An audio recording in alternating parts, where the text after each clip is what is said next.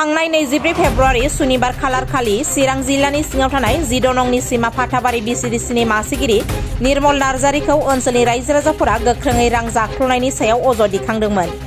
लोगोसे बिसिडिसिनि सोद्रोमाफोर प्राइमारिनि सोद्रोमाफोरनो मिथिहोआलासेनो हारसिङैनो गोसो बायदि हाबा मावखोमायो होननानैबो बुंबावदोंमोन फाथाबारि ओनसोलनि रायजो राजाफोरा। बैफोर बाथ्राफोरखौ लानानै अजद दिखांनायनि सायाव खौरांगिरि मेलनि गेजेरजों गोख्रों रावजों फिन्नाय होफिनदों फाथाबारि बिसिडिसिनि मासिगिरि निर्मल नार्जारिया लोगोसे बिसिडिसिनि सोद्रोमाफोर आरो सरकारि न'नि मुलाम्फागिरि बिथांमोना। गिबियावनो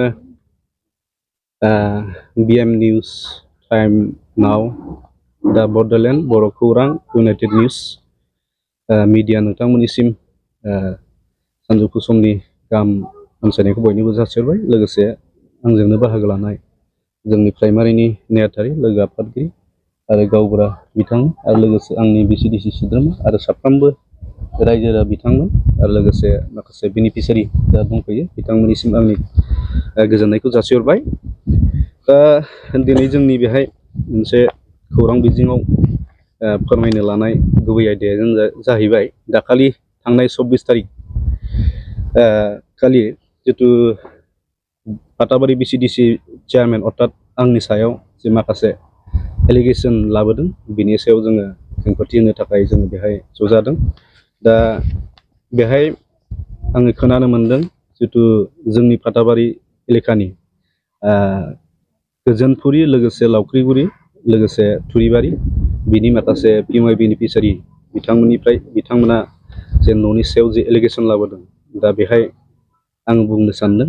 दा बेहाय जोङो थांनाय जितु काटसा हाउसआव जोंनि ब्लकनि निर्देशआव बिडिअ सारा जिखिनि जों चेयारमेनफोरखौ लानानै सावरायदोंमोन लोगोसे बिसिडिसि मेम्बारफोरखौ लानानै सावरायदोंमोन जे बेहाय ब्लकआनो कमप्लिटलि दायित्व लानानै बेनिफिसियारिनिफ्राय फैसाखौ बोखांनानै खामानिखौ मावनायनि खोथाखौ सानलायदोंमोन। नाथाय बेहाय जोङो जिखिनि माने ब्लकनि निर्देशआव जों खामानि मावदों बियो बुंनो थांबा पेन्डिंआनो गैला। दा जोङो सेकेन्ड किस्तिसिम खामानि मावनानै होदोंमोन।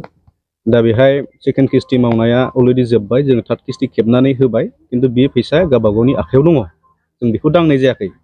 जोङो सासेल' बेनिफिसियारिखौ दांनाय जादों जाय बेनिफिसियारिया खुनु मेगन नुवा खानि मानसि आरो बेखौ जोङो ट्रिटमेन्ट खालायगासिनो दङ। नाथाय बेखौ जोङो फैसाखौ बख'नो हायाखै बिनिखौ, खारन बेखौ जोङो लांनो उसुबिदा। दा बेखौ आङो गावसोरखौनो मावनो थिनदोंमोन, नाथाय बियो बुंदों मादैया ओहो आंनि फिसालाफ्राबो माने थिग नङा, थाखा फैसायाव नोंनो दायित्व लानानै न'खौ फोजौना होनांगौ।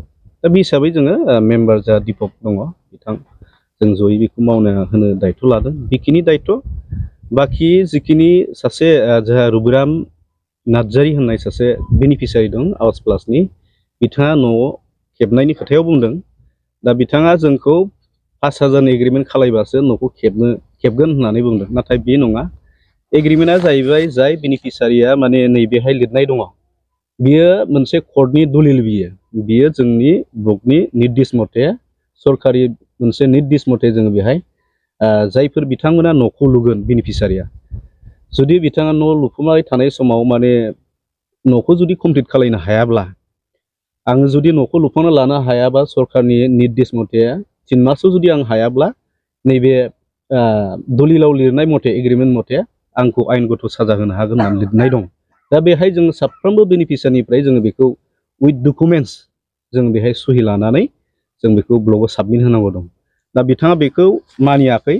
दा बे हिसाबै दिनै जोंखौ माने मोनसे फैसानि खोथायाव जोंखौ एलिगेसन लाबोदों। दा बियो नङा।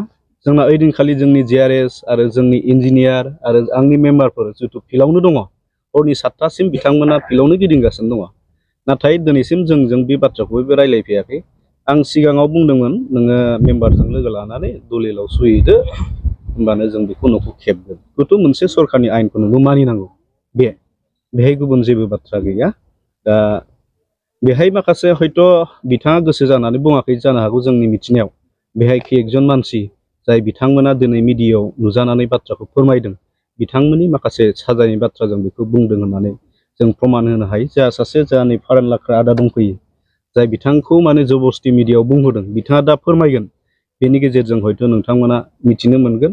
दा जायफोर बिथांमोना बेबायदि मोनसे आंनि सायाव जिहेतु प्लान पलिसि खालायदों, बियो नैथि खेब जाबाय थांनाय बोसोरसेनि सिगाङावबो आंखौ बेबायदि टारगेट लादोंमोन माखासे एलिगेसन लाबोनानै बे बिथांमोना साक्सेस जायाखै बेहाय माखासे बिथांमोना गावसोरनि गोसोनि खुद्रिनायखौ देखायदों बयबो रायजो राजाया हमनो हादों दा जायनि थाखाय बिथांमोना आरो नैथि खेब बे मोनसे पलिसिखौ आंखौ बोरैबा नासयनानै बोख्लायनो हायो बेखौ मोनसे षड्यन्त्र खालायदों